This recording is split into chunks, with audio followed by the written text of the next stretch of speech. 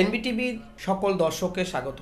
সেই সঙ্গে আজ আমরা সাপ্তাহিক মুখোমুখি অনুষ্ঠানে আমরা আমাদের এনবিটিভির ক্যামেরায় পেয়েছি মিলন নির্ঝর মৃধা, প্রকৃতি সেবাশ্রমের সম্পাদক এবং রাষ্ট্রবিজ্ঞানের একজন শিক্ষক। মিলনবাবু, আপনার কাছে আমার যে বিষয়টি জানা, আজ এনবিটিভির মুখোমুখিতে আপনাকে পেয়ে আমরা অসংখ্য ধন্যবাদ জানাই। ধন্যবাদ। সেই সঙ্গে বিষয় হচ্ছে আপনার কাছে এটাই, রাজ্যের প্রায় 2 বছর স্কুল বন্ধ, আপনি একজন শিক্ষক, সেই জায়গায় দাঁড়িয়ে আমরা দেখেছি যে স্কুল বন্ধ, ঠিক কখনো সরকার মেলা করছে, বিভিন্ন খেলা হয়ে গেল, সেই সঙ্গে আমরা দেখেছি যে হাট বাজার, ট্রেন, বাস, রেস্তোরাঁ সবকিছু খুলে দেওয়া হলো। কোভিডের প্রথম ঢেউ থেকে শুরু করে প্রথম, দ্বিতীয় এবং তৃতীয় খুব অল্প সময় স্কুল খুললেও পুরোপুরি সময়টা বলা যায় যে স্কুলটা বন্ধ করে রাখা হয়েছে, বন্ধ আছে। ঠিক এই জায়গায় দাঁড়িয়ে শিক্ষা ব্যবস্থা কতটা ক্ষতি হতে পারে বলে আপনার মনে হয়? সর্বপ্রথম এনবিটিভির সমস্ত শ্রোতা দর্শকদেরকে আমি জানাই আমার আন্তরিক শুভেচ্ছা। একটি কথা বলার, এই যে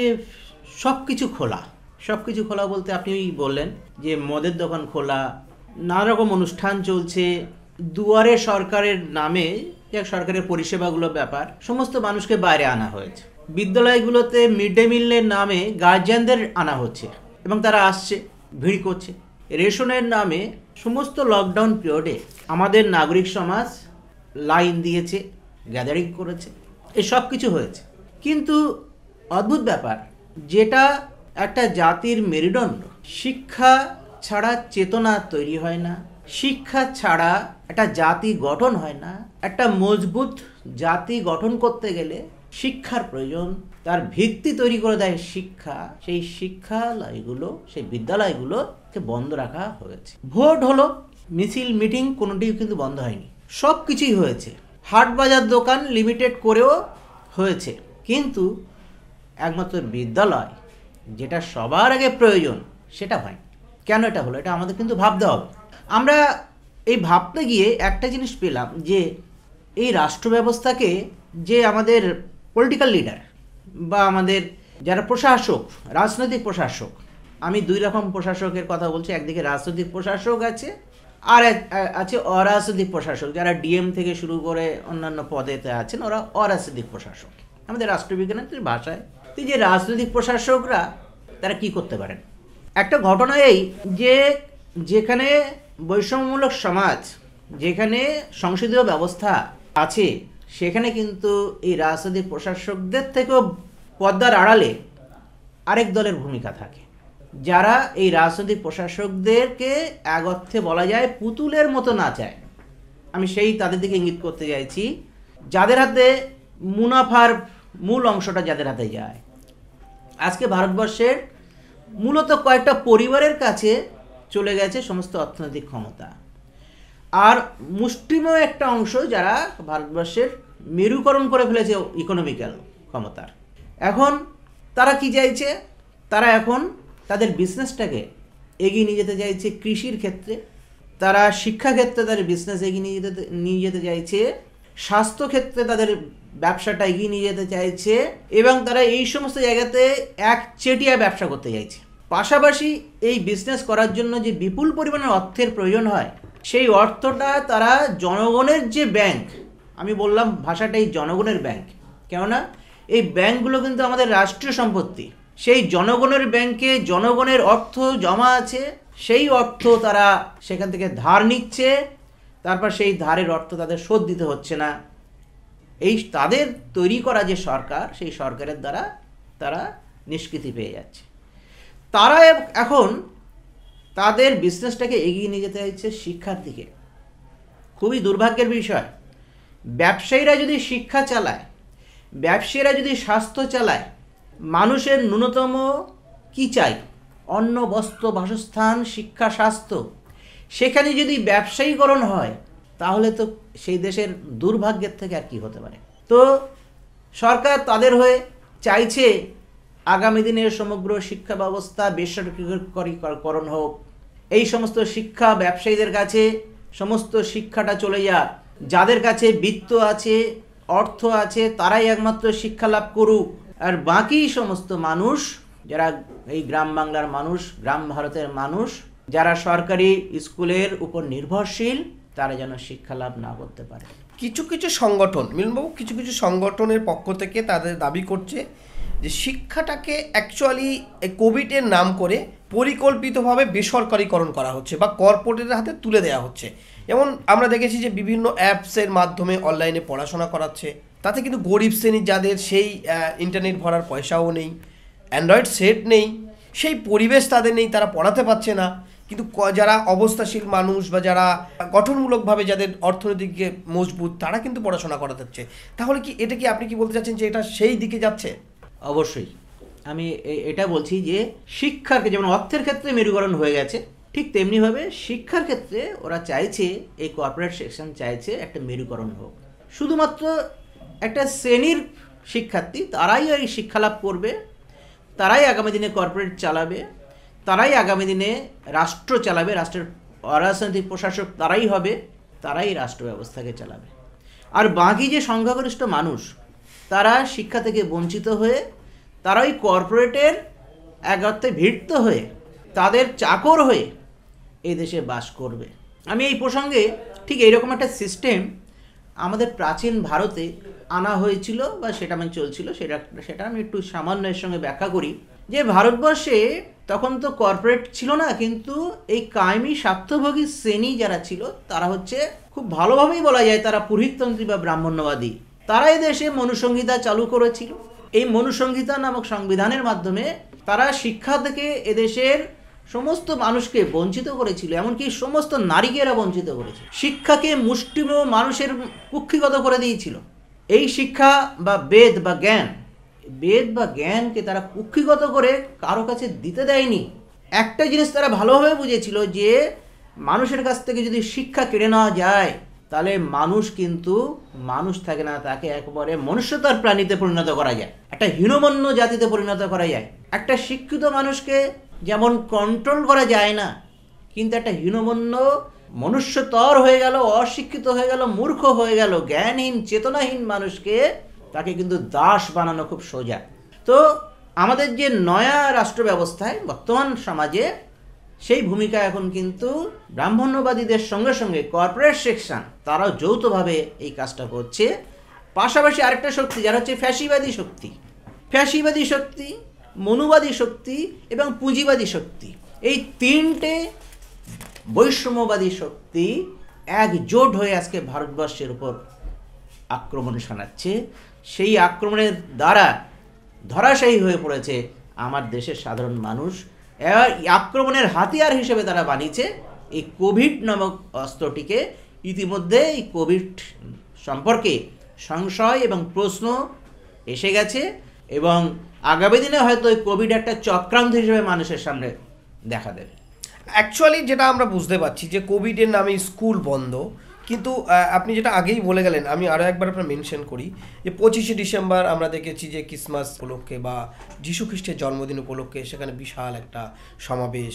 তারপর আপনার বর্ষবরণ 1 জানুয়ারি উপলক্ষে রাজ্যের যাকে যুবরাজ বলা হচ্ছে অভিষেক বন্দ্যোপাধ্যায় মহেশতলাতে 40,000-এর উপরে মানুষকে নিয়ে ফাংশন করা, সেই সঙ্গে একের পর এক অনুষ্ঠান আমরা দেখলাম, পুজো মণ্ডপ থেকে শুরু করে আপনার বিভিন্ন অনুষ্ঠান চলছে। সেই জায়গায় দাঁড়িয়ে সেখানে বাধা হচ্ছে না, শুধু শিক্ষাক্ষেত্রে বাধা হচ্ছে। কারণটা কি সংক্ষেপে যদি বলেন? আচ্ছা, এটা হচ্ছে ব্যাপার যে ক্ষেত্রগুলোতে তাদের ভোটের ব্যাপার আছে, অর্থাৎ জনসমর্থনের ব্যাপার আছে। যে জনসমর্থন হারালে তাদের কিছু ভোট কমে যাবে, সেই জায়গাগুলো কিন্তু তাদের কাছে কোনো অসুবিধা নেই। বিশেষ করে ধর্মীয় বিষয়ে যদি হস্তক্ষেপ করে তারা, তাহলে তাদের জনসমর্থন কমতে পারে, সেই ব্যাপারে তাদের কোনো সমস্যা নেই। কিন্তু শিক্ষা ব্যবস্থায় আঘাত করাটা তারা বাধ্য, কেননা তারা কর্পোরেট দ্বারা সম্পূর্ণভাবে পরিচালিত পুঁজিবাদী ব্যবস্থায়। এটা প্রমাণিত সত্য, ধনবৈষম্যমূলক সমাজ ব্যবস্থায় এটা প্রমাণিত সত্য যে যে কোনো পলিটিক্যাল পার্টি, রাজনৈতিক দল শাসন ক্ষমতায় যেতে গেলে কর্পোরেটদের সাহায্য ছাড়া সে যেতে পারবে না। তাদের অর্থে তারা বলিষ্ঠ হয়, পুষ্ট হয়, তাদের মিটিং মিছিল থেকে শুরু করে ব্যানার থেকে শুরু করে যে কোনো কিছুতে। এটা বাস্তব সত্য, এটা বলার অপেক্ষা রাখে না, কর্পোরেটদের সাহায্য প্রয়োজন। আর এই কর্পোরেটরা আজকে কৃষি ব্যবস্থায় তারা থাবা বসিয়েছে, আজকে তারা স্বাস্থ্য এবং শিক্ষাতে থাবা বসিয়েছে। এইটাই হচ্ছে এই ভারতবর্ষের সবথেকে বড় বিপদের দিন, যে শিক্ষাটা আজকে শিক্ষা থেকে বঞ্চিত হচ্ছে আমার শিশুরা। এই বঞ্চনা কেমন ধরনের বঞ্চনা, যে একটা শিশু দিনের পর দিন বাড়িতে থাকছে, পড়াশোনা থেকে সম্পূর্ণ ডিটাচ, সে তার পাশাপাশি কি হচ্ছে, সে মানসিকভাবে বিধ্বস্ত হয়ে পড়ছে, সে সঙ্গীহারা, বন্ধুহারা, অবলম্বনহারা, শিক্ষকের সান্নিধ্যহারা। এই সমস্ত শিশুরা কিন্তু এক অর্থে আগামী দিনে যে কী ধরনের সমাজ গঠন করবে, এরা এই মানসিকভাবে বিধ্বস্ত, এই মানসিকভাবে শোষিত এই শিশুরা আগামী দিনে কী রকম সমাজ গঠন করবে। পাশাপাশি আপনি বলবেন যে ঠিক আছে, অনলাইনে যারা পড়াশোনা করছে, অনলাইনে যেসব শিশুরা পরিষেবা হয়তো পাচ্ছে, কিন্তু এই যে সিস্টেমের দ্বারা আজকে অভিভাবকরাও কিন্তু বিধ্বস্ত। কেননা অনলাইনে নানা রকম ক্ষতি। এক হচ্ছে অনলাইন যে মেশিনটা আছে, ওই মেশিনটা কিন্তু তার শারীরিক ক্ষতি, চোখের ক্ষতি, মানসিক ক্ষতি। পাশাপাশি ওই শিশুটা সারাক্ষণ অনলাইনে আদৌ পড়াশুনো করছে না অন্য কোনো কিছু করছে, অন্য কোনো খারাপ দিকে যাচ্ছে, সেটা কিন্তু অবশ্যই বলবো যে শিশু মন বা শৈশবকাল অবশ্যই তাদের মধ্যে অনুসন্ধিৎস একটা সবসময় একটা আকর্ষণ থাকে, তারা কিন্তু খারাপ দিকে যেতে পারে এবং যাচ্ছেও তাই। তাহলে অনলাইন যে শিক্ষা ব্যবস্থা, এই শিক্ষা ব্যবস্থার দ্বারা আদপেই একটি শিশুর, একটি কিশোরের সার্বিক বিকাশ, শিক্ষার সম্পূর্ণ বিকাশ কখনোই সম্ভব নয়। তা এটা প্রমাণিত সত্য হয়ে গেছে। যতই অনলাইন এডুকেশান আমাদের ভারতবর্ষের শিশু কিশোরদের উপর চাপিয়ে দেওয়া হোক না কেন, এটা কখনোই একটা পূর্ণাঙ্গ ছাত্র, পূর্ণাঙ্গ নাগরিক গঠন তৈরি করা সম্ভব নয়, পূর্ণাঙ্গ নাগরিক তৈরি করতে পারবে না। তাহলে এখন করণীয়টা কি, আপনারা কি ভাবছেন এই বিষয়টায়? এখন আমরা দেখেছি ইতিমধ্যে সুপ্রিম কোর্টের চলে এসছে, যেটা হচ্ছে ভ্যাকসিন নেওয়া বাধ্যতামূলক নয়, বলছে মাস্ক পরা বাধ্যতামূলক নয়। তাহলে আপনি যে মাস্ক পরা বাধ্যতামূলক নয়, ভ্যাকসিনও বাধ্যতামূলক নয়, আমরা শুনেছি যে ভ্যাকসিন না নেওয়ার কারণে তাদেরকে জোর করা হচ্ছে। আবার কিছু কিছু জায়গায় দেখা যাচ্ছে, বিশেষ করে গ্রামগঞ্জে আমরা দেখেছি যে যদি মাস্ক না পরে আপনি রাস্তায় চলেন, দেখা যাচ্ছে যে তাদেরকে পুলিশ তাদেরকে হেনস্থ করছে বা তাদেরকে ধরে নিয়ে একটা জরিমানা করা হচ্ছে। সেই সঙ্গে অনেক জায়গায় কান ধরে উঠবোস করতে দেখেছি। ঠিক এই কোভিড সিচুয়েশনে যেখানে মানুষ লক্ষ লক্ষ মানুষ তারা কর্মসংস্থান হারিয়েছে, বহু শিশু এতিম হয়েছে, বহু মা তার সন্তানকে হারিয়েছে, ঠিক সেই জায়গায় দাঁড়িয়ে এরমই একটা পরিকল্পনা। তাহলে তারা কি, সরকার কি আইন মানছে না, প্রশাসন কি আইনটাও মানছেন না? দারুণ প্রশ্ন করেছেন। কথা হচ্ছে এই যে রাজনৈতিক প্রশাসক এবং অরাজনৈতিক প্রশাসক যারা কর্পোরেটের আন্ডারেতেই কাজ করছে এক অর্থে পরোক্ষভাবে, এরা মানুষের মধ্যে ভয় দেখানোর জন্য, একটা প্যানিক সৃষ্টি করার জন্য তারা এইগুলো করে যাচ্ছে। কেননা তাদের কাছে কোনো অর্ডার নেই, এই পুলিশদের কাছে কোনো অর্ডার নেই। অর্ডার দেবে কে? রাজনৈতিক প্রশাসকরা। রাজনৈতিক প্রশাসকরা তারা তাকিয়ে আছে কর্পোরেট সেকশনের দিকে। তারা দেখবেন একটা কথা, রিসেন্টলি আমাদের মাননীয় মুখ্যমন্ত্রী তিনি নিজেই সন্দেহ প্রকাশ করেছেন। তিনি নিজেই বলছেন যে এই যে দুবার ভ্যাকসিন নেওয়া হচ্ছে, তারপরে কেন অসুখটা হচ্ছে, ভ্যাকসিন নেওয়ার পরে আবার কোভিড হচ্ছে, উনি নিজেই প্রশ্ন করেছেন। তাহলে কি এর মধ্যে সেই সাকসেসফুল ব্যাপারটা নেই? বহু বিদগ্ধ মানুষ, ডাক্তার থেকে শুরু করে, তারাও প্রশ্ন রেখেছে যে দুবার ভ্যাকসিনের পরেও কেন হচ্ছে, আর এত শর্ট টাইমে কি করে কোভিড ভ্যাকসিন তৈরি হয়। আমি সেই আলোচনায় যাচ্ছি না, স্বয়ং সুপ্রিম কোর্ট বলে দিয়েছে ভ্যাকসিনটা বাধ্যতামূলক নয়, মাস্ক পরা বাধ্যতামূলক নয়। তার মানে এই সমগ্র বিষয়টা, এই করোনা বিষয়টা আমাদের কাছে একটা সন্দেহের জায়গা থেকে যাচ্ছে, কংক্রিট নয়। এবং সন্দেহের জায়গা এই কারণে থেকে যাচ্ছে, এই করোনা বিষয়টাকে কেউ কিন্তু ভালোভাবে বর্ণনা, তার বিশ্লেষণ সঠিকভাবে কেউ করতে পারছে না। মাস্কের বিষয় আমি যেটা বলি, যে মাস্ক পরলে কি আপনার এই যে বারবার নিঃশ্বাস যাতায়াত করছে, বহু বিশেষজ্ঞ ডাক্তাররা, বিজ্ঞানীরা বলছে যে ফুসফুসে বা ক্ষতি হতে পারে। আপনার কি মত এই মাস্কের বিষয়ে? অবশ্যই, তার কারণ হচ্ছে কতটা উপকার হবে না অপকার হবে, এটাই আপনি যদি একটু বলেন দর্শকের। যে মাস্ক 5 মিনিট যদি আমি একটা মাস্ক পরে থাকি, তাহলে কিন্তু মাস্কটা দূষিত হয়ে যায়। এটা আমাদের ডাক্তারবাবু, বিজ্ঞানীরাই বলছে। তাহলে এই দূষিত মাস্ক, যেখানে কার্বন ডাইঅক্সাইড যাচ্ছে এবং সেটাই আমি ইনহেল করছি ভিতরে, কারো যদি শ্বাসকষ্ট থাকে আগের থেকেই, বা কারো যদি শারীরিকভাবে অসুস্থ থাকে, তাহলে এই দূষিত বায়ুর ভিতরে গিয়ে তার কিন্তু আরও বড় বড় অসুখ হতে পারে। তাহলে সেই অসুখটা, সেটাকে যদি আমি এখন একটা টেস্ট মেশিন বার করলাম, যেটা এই ধরনের কোনো একটা অসুখ আমি টেস্ট করব, তার পজিটিভ আসবে, মানে র্যান্ডামই আসছে। অর্থাৎ কারো সর্দি কাশি হয়েছে, তার পজিটিভ আসছে, কারো হয়েছে কিন্তু নেগেটিভ আসছে। মানে ওই যে মেশিনটা সঠিকভাবে এমনভাবে তৈরি করা হয়েছে, সঠিক উত্তর সবার ক্ষেত্রে দেবে না। এবার যার পজিটিভ আসছে তার কি তার সাধারণ কতগুলো ওষুধ দিয়ে সেরে যাচ্ছে বাড়িতে, কিন্তু হসপিটালে ঢুকালেই দেখা যাচ্ছে তার বিরাট বড় বড় বিল আসছে। আমরা এমনও শুনেছি পার ডে 1,00,000 টাকা করে পর্যন্ত মানুষ থেকে বিল নেওয়া হয়েছে। তো এই যে মানুষের মধ্যে প্যানিক সৃষ্টি করা, ভয় সৃষ্টি করা, এবং এই বিষয়টা একটা সন্দেহজনক বিষয়, এটা আগামী দিনে হয়তো এই চক্রান্ত প্রকাশিত হবে, এই কর্পোরেটদের দ্বারা চালিত কিনা আমরা প্রকাশিত হবে, কিন্তু ক্ষতিটা কিভাবে মেটাবেন? এই যে শিশুদের যে ক্ষতি, শিক্ষা ব্যবস্থা সব থেকে বড় ক্ষতি হচ্ছে একদম প্রাথমিক স্তরের যে যারা একদম শিশু, যারা ক্লাস 1, 2, 3, 4 পড়ছে, তারা কিন্তু শিক্ষা ব্যবস্থা 2 বছর সরে আছে। সেই জায়গায় কতটা ক্ষতি হতে পারে, কিভাবে মেটাবেন আপনারা? দেখুন, এই যে ক্ষতি বলতে অপরিণীয় ক্ষতি হয়ে গেছে, শুধুমাত্র শিশুর নয়, ওই পরিবার এবং বলবো আমার রাষ্ট্রের ক্ষতি হয়ে গেছে। শিক্ষা ব্যবস্থাকে বেসরকারীকরণ করার যে ঝোঁক বা যে ইচ্ছা নিয়ে এগোনো হচ্ছে, তার ফলে আমার রাষ্ট্রের ক্ষতি হয়ে গেছে। এই শিশুরা শিক্ষা ব্যবস্থা থেকে ডিটাচ থাকার জন্য সম্পূর্ণ এমন একটা শ্রেণী তৈরি হচ্ছে যারা সম্পূর্ণরূপে কর্পোরেটের গোলাম হয়ে আগামী দিনে কাজ করতে বাধ্য হবে, এবং রাজনৈতিক প্রশাসক যারা বা বিভিন্ন যে পলিটিক্যাল পার্টি আছে তাদের মিটিং আর মিছিল ভারী করার জন্য শিশুদের তৈরি করা হচ্ছে। পরিকল্পনা বলা এটা সম্পূর্ণরূপে একটা পরিকল্পনা এবং পূর্ব পরিকল্পনা। এই বিষয়ে আমরা তো অনেক দেখেছি, আমি নাম উল্লেখ করলে বলা যাবে যে বিল গেটসের একটা 1915 সালে একটা এসছে নিউজ, যে এটা নাকি স্বয়ং বিল গেটস এবং তার কর্পোরেট সেকশনদের একটা বড় পরিকল্পনা। তো যাই হোক, এর থেকে বাঁচার জন্য আমরা একমাত্র পথ হচ্ছে স্কুল খোলা, ইমিডিয়েট একেবারে শিশু শ্রেণী থেকে উপর ক্লাস পর্যন্ত স্কুল খোলা প্রয়োজন। একান্ত যদি আপনাদের উপায় না থাকে তাহলে সীমিত আকারে হোক অথবা সব দিক মেনটেন করে হোক, কিন্তু স্কুলটা খোলা দরকার। প্রত্যেকটা বাচ্চাকে স্কুলমুখী আমাদের করতেই হবে, না করলে একজন সচেতন নাগরিক হিসেবে আমার ভারতবর্ষকে ভালোবাসি আমরা, আমার দেশ মাতৃকাকে আমরা ভালোবাসি মনপ্রাণে। এই দেশ মাতৃকাকে যদি বাঁচাতে হয়, এই ভারত ভূমিকে যদি বাঁচাতে হয়, তাহলে আমার শিশুকে বাঁচাতে হবে, আমার জেনারেশনকে বাঁচাতে হবে। না বাঁচালে আমার দেশ যে পিছিয়ে গেছে পৃথিবীতে, আগামী দিনে আরও পিছিয়ে যাবে। আর আমার যুব সমাজ আগামী দিনে হীনমন্যতায় ভুগবে যে ভারতবর্ষ পৃথিবীর একটা পিছিয়ে পড়া রাষ্ট্রের মধ্যে একটা গরিব দুর্ভিক্ষ নিপীড়িত রাষ্ট্রের মধ্যে একটা, যেখানে অর্থনৈতিক মেরুকরণ এমন জায়গায় পৌঁছে গেছে, মাত্র কিছু পরিবার তারা অর্থনৈতিকভাবে সুখ ভোগ করছে, শিক্ষা থেকে শুরু করে সমস্ত সুযোগ সুবিধা তারা পাবে, আর ভারতবর্ষের বেশিরভাগ মানুষ পাবে না। এটা কিন্তু এই যে শিক্ষাগত বৈষম্য ভারতবর্ষে আসতে চলেছে, এটা কিন্তু কখনো কোনো শুভ ফল দেবে না, ভারতবর্ষের অকল্যাণ করবে। আমরা যেটা দেখছি মিলনবাবু, আমরা যেটা বুঝতে পারছি বা দেখছি যেটা, যে অলরেডি রাস্তায় নেমে গেছে। যেমন শিশুরাও তারা বলছে আমরা স্কুলে যেতে চাই, একের পর এক গ্রাম থেকে শুরু করে শহর, প্রতিটা মানুষ তারা দাবি স্কুল খুলে দেওয়া হোক। বিভিন্ন ছাত্র সংগঠনও পথে নেমেছে।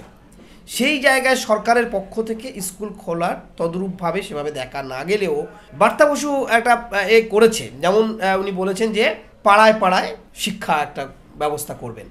এটা কি ধরনের হবে, এতে কতটা উপকার হবে বলে আপনার মনে হয়? স্কুল থাকতে আবার পাড়ায় পাড়ায় শিক্ষাদান, মানে শিক্ষালয়, কি বলবেন? আচ্ছা, আমি একটা বক্তব্য যে করোনা বা কোভিড এটা কি স্কুলেই শুধু থাকে, এটা কি পাড়ায় যেতে পারে না? তা পাড়ায় শিক্ষা লাভ হবে, একটি বাচ্চা কি একই পাড়ায়, একটা স্কুলের ছাত্ররা কি একই পাড়ায় থাকে? কিছু মানুষ বলছে করোনা কি খুব শিক্ষিত, স্কুলে বাস করছে, এভাবে কমেন্ট উঠে আসছে। আমরা মনে হচ্ছে যে করোনা খুবই শিক্ষিত, তারা শুধুমাত্র স্কুলেতেই থাকে, ছাত্রদেরকে তারা ডিস্টার্ব করে। শপিং মলে নেই, বাজারে নেই, ট্রেনে নেই, আর কোথাও দেখা যাচ্ছে না, মদের দোকানে নেই, মেলা খেলা থেকে লোক সমস্ত কিছু সচল, সব জায়গায় সচল, সেখানে নেই, শুধুমাত্র স্কুলেতে করোনা ওরা বসবাস করে। আর একটা হচ্ছে করোনার সময়তে এই ভারতবর্ষের বাকি রোগগুলো তারা কিন্তু দরজা বন্ধ করে বসে থাকে। বাকি রোগগুলো ইতিমধ্যে ভারতবর্ষে ক্যান্সার একটা মহামারী রূপ নিয়েছে, এইডস আছে, যক্ষা আছে, তাছাড়া আরও অনেক রোগ আছে, হার্টের রোগ আছে, এরা তো আছেই। পাশাপাশি আরেকটা বিষয়, ভারতবর্ষ পৃথিবীর মানে কি বলবো 40% অপুষ্টিতে ভোগা, টোটাল অপুষ্টিতে ভোগার 40% মানুষ এই ভারতবর্ষে বাস করে। প্রতিদিন 7,000 মানুষ তারা অপুষ্টিগত কারণে মারা যায়। তো সেখানে আজকে রুজি রোজগার নেই মানুষের, সেই মানুষদের মধ্যে পুষ্টি কতটুকু আছে? এই বিপুল সংখ্যক মানুষ যে মারা যাচ্ছে, অপুষ্টিগত কারণে তাদের খবরগুলো কোথায়? কতজন ক্যান্সারে মারা যাচ্ছে সেই খবরটা কোথায়? একটা নিউজ পেপার খুললে সর্বপ্রথম বলবে কোভিডে এতজন মৃত্যু, তারপরে এতজন মৃত্যু, এই সমস্ত নানান বিষয় দেবে, রেগুলার দিয়ে যাচ্ছে। কিন্তু আজ যারা বিভিন্ন রোগে মারা যাচ্ছে তাদের খবরটা কোথায়? না সেই রোগের হিসাবগুলো কোভিডের নামে চালানো হচ্ছে। এটাও একটা সন্দেহের বিষয় যে তারা মরছে, তাদেরকে কোভিডের নামে চালিয়ে দেওয়া হচ্ছে কিনা, এটা একটা সন্দেহের বিষয়।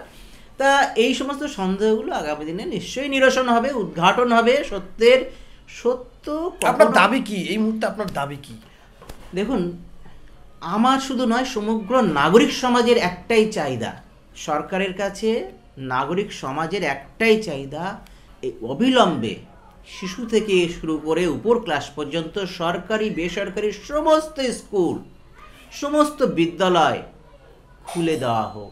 কেননা ছাত্রদেরকে এইভাবে শোষণ করবেন না, করা উচিত নয়।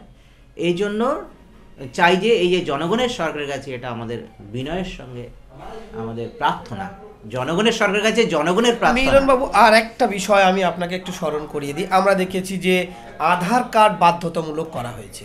সুপ্রিম কোর্ট বলছে না, আধার বাধ্যতামূলক নয়।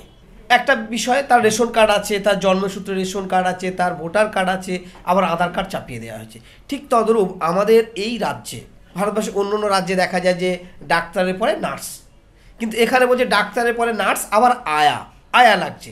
ঠিক আর একটা দিকে দেখা যাচ্ছে যে পুলিশের পরে দেখা যায় পুলিশের আরও আধিকারিকরা, আরও পুলিশ তারা থাকছে সরকারি, সেখানে আবার সিভিক যোগ করা হয়েছে। ঠিক যেমন আয়া, সিভিক, আবার আমরা দেখছি যে শিক্ষক যারা আছে, শিক্ষকের সাথে সাথে আবার প্যারা টিচার। ঠিক তদরূপভাবে কি এই যে স্কুল রয়েছে, স্কুলগুলো খুলে দিতে পারে, সেটা সরকার না ভেবে বলছে পাড়ায় পাড়ায় শিক্ষা। মানে এটা কি সরকারি আরেকটা প্রজেক্ট করে কি মানুষের কাছে যেতে যাচ্ছে? যেমন আমরা দেখেছি দুয়ারে সরকারের নামে অনেকগুলো জিনিসগুলো নিয়ে দুয়ারে সরকারের নাম করে দিল, এই করলো। এই শিক্ষালয়টা কি আবার কি, এটা কি সেই সিভিকের মতো কি আবার সেই কাদের নিয়ে করতে চায়? কিভাবে করবে এটা?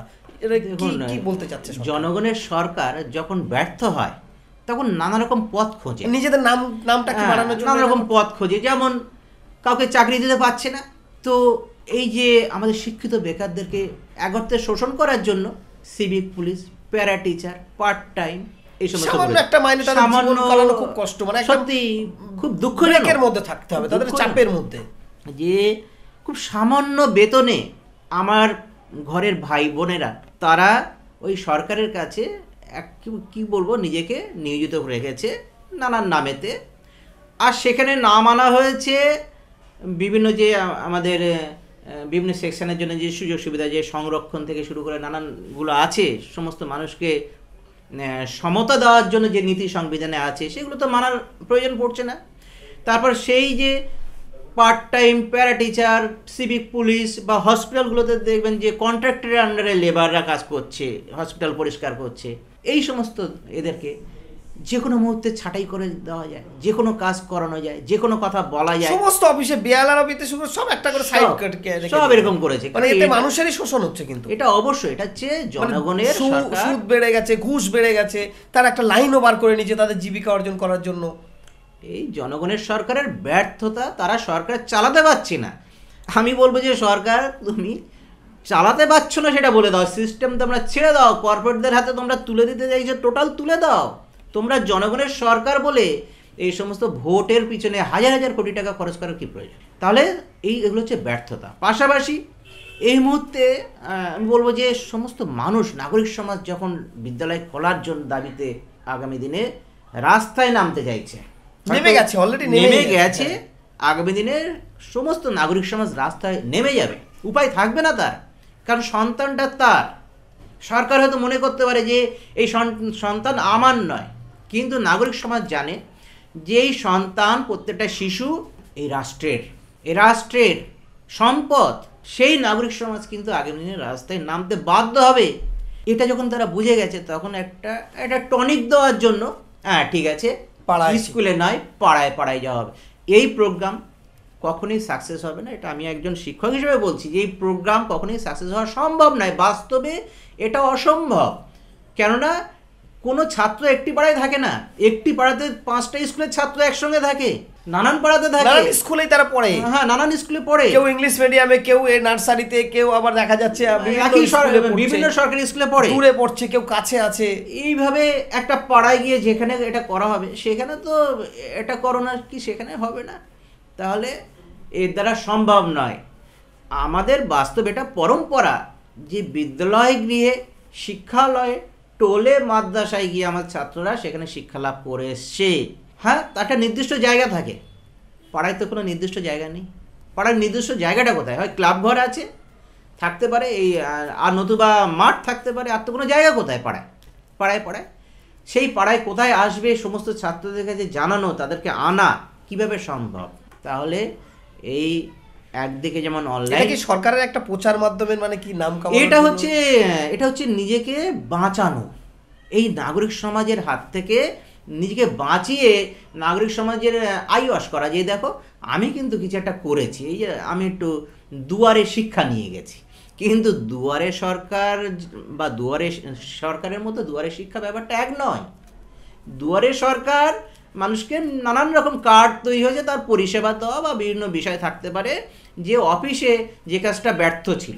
আমি এটা আরেকভাবে বলি যে সরকারি অফিসগুলোতে যে কাজটা ব্যর্থতা ছিল, সেই ব্যর্থতা ঢাকার জন্য দুয়ারে এসে হাজির হয়েছে। অফিসারের উপরে ভরসা করতে পারেনি, অফিসারের ভরসা নয় আর কি।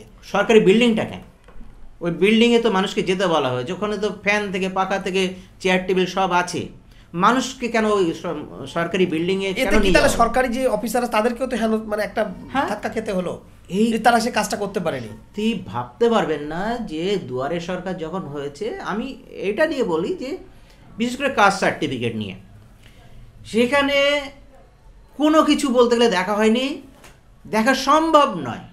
এত ভিড়ের চাপে ওই কয়েকজন নামমাত্র অফিসাররা বসে এই বিপুল কাজ, এত মানুষের চাহিদা মেটানোর সম্ভব নয় কখনো।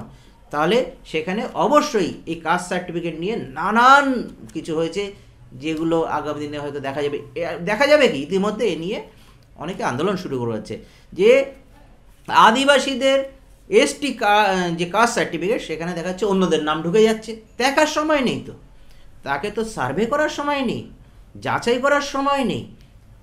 এগুলো হয়েছে, নানান ধরনের যে সার্টিফিকেট দেওয়া হয়েছে সেখানে কোনো কিছু দেখার সময় পাওয়া যায়নি। আমি অরাজনৈতিক প্রশাসকদের আমি দোষ দিচ্ছি না, তার কারণ তারা নিরুপায়। এই যে লাইন, কোভিড এদিকে চলছে, লকডাউন চলছে, আর ওদিকে দুয়ারে সরকারের সময় লাইন আর প্রচুর ভিড়, সেই চাপ সামলানো এটা এইভাবে সম্ভব নয়। তাহলে এর পরিপ্রেক্ষিতে নানান ভুল ত্রুটি হয়েছে, এই ভুল ত্রুটিগুলো আগামী দিনে সামলাবে কি? মিলনবাবু, আমরা দেখলাম যে মহারাষ্ট্রের মতো জায়গায় কোভিডে আক্রান্ত হয়েছে, সেখানে প্রচুর মানুষের জীবনহানি হয়েছে কোভিডে। কোভিড তো একটা সর্দি কাশির নাম হলে, কাশি হলে, জ্বর হলে এটাকেই এখন দেখা যাচ্ছে যে তার পজিটিভ হয়ে যাচ্ছে, তার নাম কোভিড। আর প্রতিটা সিজনেই এটা আমরা দেখেছি যে প্রতিটা সিজনেই মানুষের 2বার 3বার 4বার সর্দি হয়, কাশি হাঁচি এগুলো থাকেই।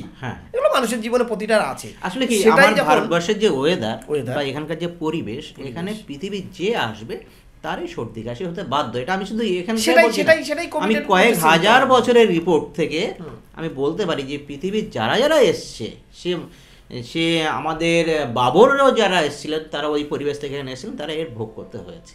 এটা কিন্তু এই দেশের একটা ক্যারেক্টার, যে একটা টাইমে সর্দি কাশি আলেকজান্ডারের ভোগ করতে হয়েছে। এদেশের যে ওয়েদার, এই ওয়েদারে এটা হয়, বিশেষ করে বাংলার ওয়েদারে তো হবেই। ঠিক সেই জায়গায় দাঁড়িয়ে আমরা দেখলাম যে মহারাষ্ট্রের মতো জায়গায় প্রথম শ্রেণী থেকে সমস্ত স্কুল খুলে দেওয়া হয়েছে। তো সেই জায়গায় আপনার কি বলবেন, পশ্চিমবাংলা সরকার কি বলবেন? আমার একটাই অনুরোধ আমার পশ্চিমবঙ্গের জনগণের সরকারের কাছে, কেন সরকার তো কোনো দলের হয় না, সরকার হয় সমস্ত জনগণের জন্য, তার প্রতি আমাদের ভরসা অবশ্যই আছে।